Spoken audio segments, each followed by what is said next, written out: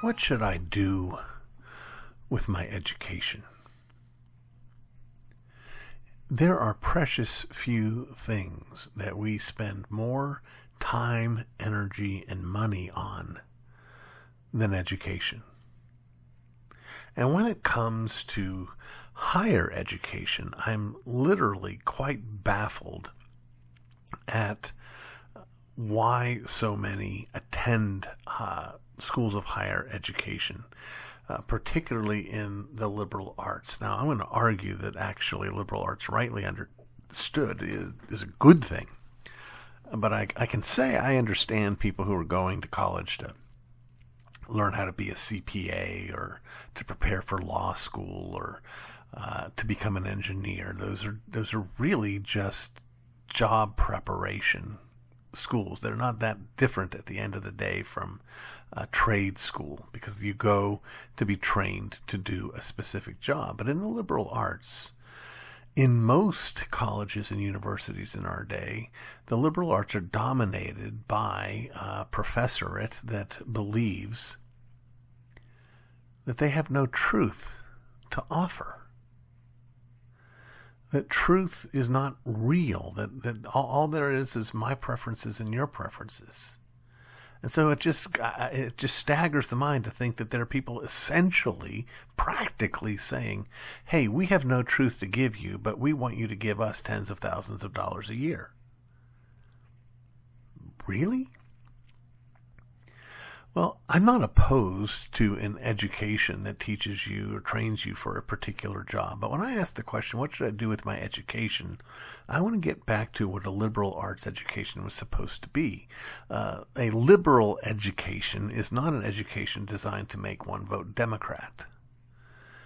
Rather, it was an education designed to set someone free. It was to equip the student with enough training, mind, learning, thinking processes that they would be free from being led around by their noses by the broader dominant culture.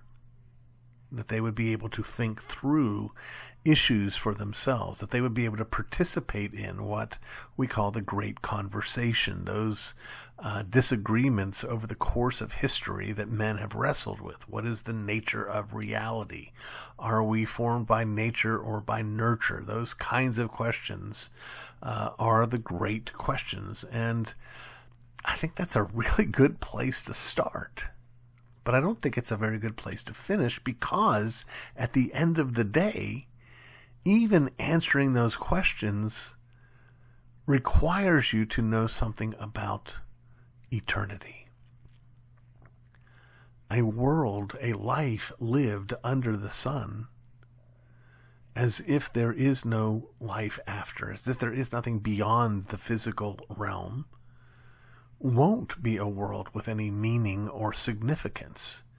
And thus the choices that you make also have no meaning or significance. But once you realize that your choices do have meaning and significance, you find yourself once again asking, how's come? Where does that come from?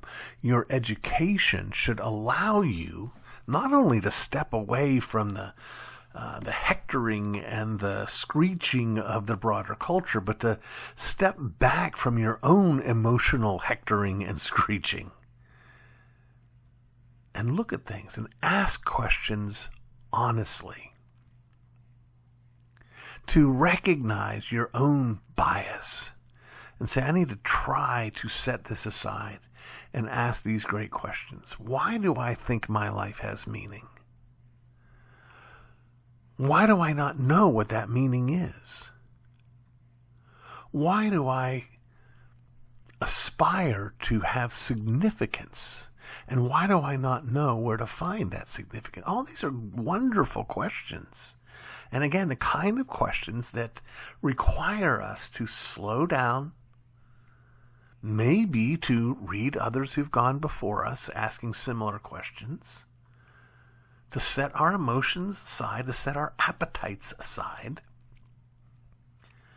and meditate on these things. What should you do with your education? You should use it to help you try to understand what your life is for.